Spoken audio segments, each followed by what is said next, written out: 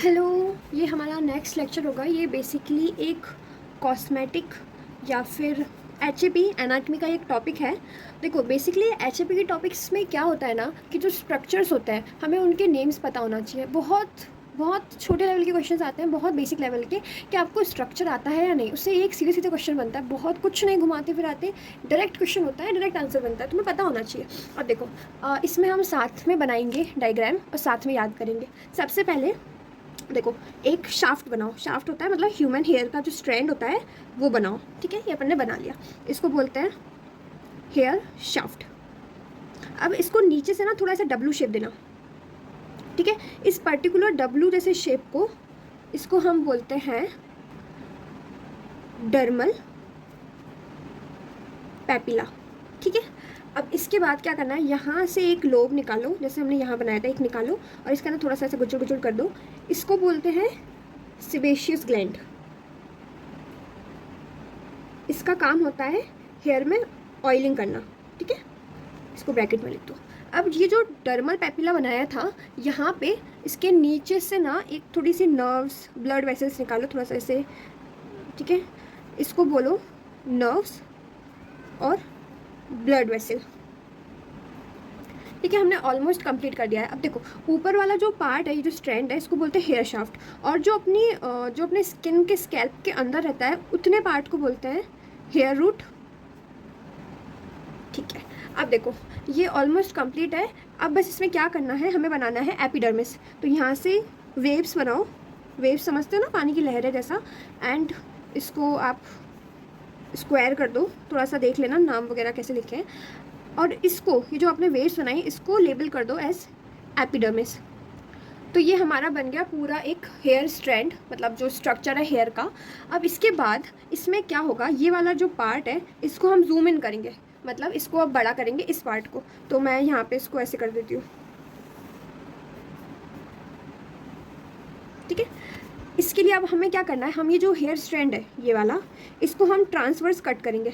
ऐसा hair strand है हमारा, हम इसको ऐसे कट करेंगे तो हमें अंदर की लेयर्स दिखने लगेंगी। तो वो कुछ ऐसा दिखेगा। आपको 3 सर्कल बनाना है। जो एकदम सेंटर वाला होगा उसको नेम देना है मेड्यूला, एकदम बीच वाला। जो ये सेकेंड लेयर होगी इसको नेम देना है कॉर्टेक्स। इसके आसपास आप चाहो तो ऐसे सेल बना सकते हो। ठीक है, इसको नेम करना कॉर्टेक्स सेल। और जो आउटर मोस्ट लेयर है उसको हम नेम करेंगे क्यूटिकल। अब देखो, क्यूटिकल से बहुत लड़कियों को स्पेशली ये समझ में आ गया होगा कि क्यूटिकल वगैरह बेसिकली ये जो पूरा हमारा हेयर होता है ये बना होता है प्रोटीन का। प्रोटीन कौन सा? केराटिन। और आप थोड़ा नाम से भी समझ पाओगे, गर्ल्स को ज़्यादा आइडिया रहता है। ये जो प्रोटीन केराटिन है ये हमारे और कहाँ प्रेजेंट होता है? हमारे नेल्स में। ठीक है, तो ये था पूरा स्ट्रक्चर। अब इसके बाद हम थोड़े से इनके फंक्शन समझेंगे। ये उससे अच्छा वाला डायग्राम है जो मैंने पहले से बना के रखा था।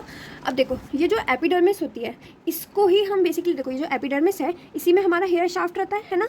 तो इसको हम एपिडर्मिस को ही हेयर शाफ्ट भी बोलते हैं कि हेयर शाफ्ट हमारे एपिडर्मिस के अंदर होता है। सेकेंड पॉइंट, ये जो अपना हेयर शाफ्ट होता है इसके पास 3 लेयर्स होती है। कौन कौन सी? क्यूटिकल, कॉर्टेक्स और मेड्यूला। जो सबसे इनर मोस्ट लेयर होती है उसको हम मेड्यूला बोलते हैं।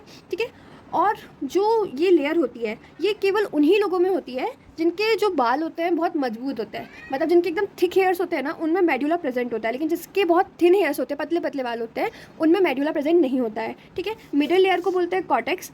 इसका काम होता है जो हमारे, मतलब ये जो मिडिल लेयर होती है कॉर्टेक्स, ये हमारे हेयर के कलर के लिए रिस्पॉन्सिबल होता है।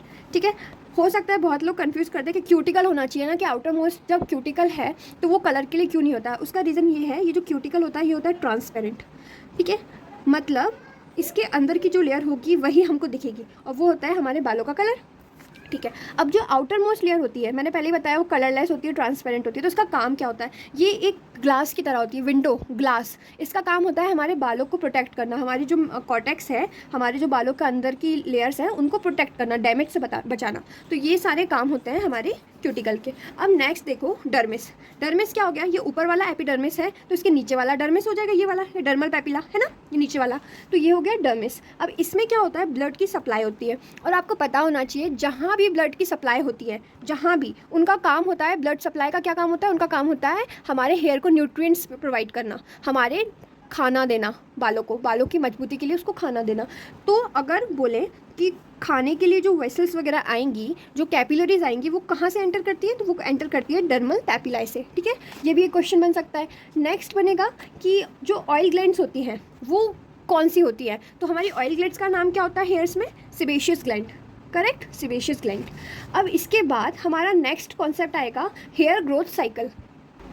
देखो, हेयर ग्रोथ की जो साइकिल होती है, साइकिल कैसी, जैसे इंसानों में साइकिल कैसी होगी, बच्चा पैदा हुआ, बड़ा होगा, मरेगा, ऐसी सारी जो सेल्स होते हैं, ऑर्गन्स होते हैं, सबकी एक साइकिल चलती रहती है।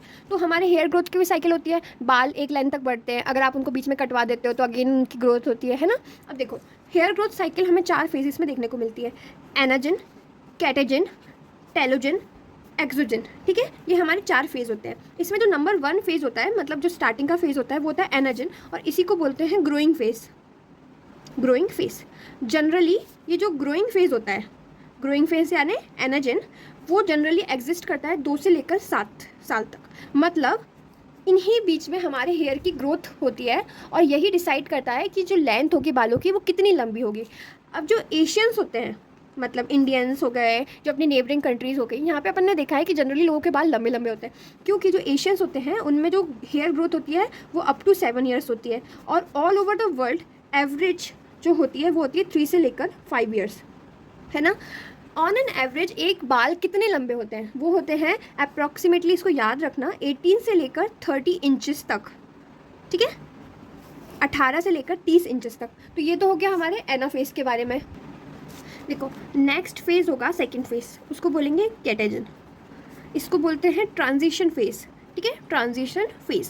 अब कैटेजन फेज में होता है कैटा, कैटा को ऐसे याद रखो, कटा, कटा मतलब काटना, मतलब जो हमारे हेयर होते हैं, जैसे वो ऐसा हेल्दी हेयर है तो वो श्रिंक हो जाएगा, मतलब ऐसा दुबला पतला सा एकदम ऐसा ऐसा हो जाएगा। ठीक है, इसी को बोलते हैं ट्रांजिशन फेज, क्योंकि इसके बाद क्या होने वाला है, ये बाल झड़ने वाला है। ठीक है, तो देखो नेक्स्ट फेज होगा थर्ड फेज, टेलोजन। अब आपको एक बात पता होनी चाहिए कि ये जो जितने भी अपने बाल होंगे ये एक टाइम पर हर फेज़ में नहीं होंगे, क्योंकि अगर ऐसा होगा कि मान लो साथ में ग्रो कर रहे हैं, साथ में ट्रांजिशन फेज़ में जा रहे हैं, साथ में एना फेज़ में जा रहे हैं, साथ में गिर के झड़ रहे हैं, तो ऐसा होगा कि एक पॉइंट में हमारे पूरे बाल झड़ जाएंगे। पर ऐसा नहीं होता है ना, मतलब ऐसा नहीं होता ना सब लोग एक टाइम पे पूरे टकले हो जाते हैं, फिर उनके बाल आ जाते हैं, फिर वो टकले हो जाते हैं, फिर उनके बाल आते नहीं ना। क्यों ऐसा होता है कि कभी कोई सा बाल का फेज़ हो रहा है, किसी टाइम पे किसी दूसरे हेयर का फेज़ कंप्लीट हो रहा है, तो ये अलग अलग टाइम पे चलता रहता है ताकि हमारे एक साथ पूरे हेयर फॉल ना हो, है ना। अब देखो नेक्स्ट है टेलोजन। टेलोजन फेज़ में ऑलमोस्ट हमारे हेयर के 10 से लेकर 15% हेयर इस फेज़ में रहते हैं। इस फेज़ का मेन जो ड्यूरेशन होता है वो होता है 1 से लेकर 4 मंथ, 1 से लेकर 4 मंथ। इसमें क्या होगा ना कि जो हमारे हेयर होते हैं, ठीक है, ये अपने अपने टाइम पर ग्रो कर रहे होते हैं, जैसे मैंने अभी बताया कि एक टाइम पे फॉल नहीं। तो बेसिकली इस फेज़ में क्या होता है कि हमारे कुछ हेयर्स फॉल हो जाते हैं, ठीक है, कुछ नए हेयर ग्रो कर रहे होते हैं। ठीक है, इस पर्टिकुलर फेज़ को बोलते हैं टेलोजन फेज़। और फाइनली हमारा 4th फेज़ आता है, वो होता है एक्सोजन फेज़।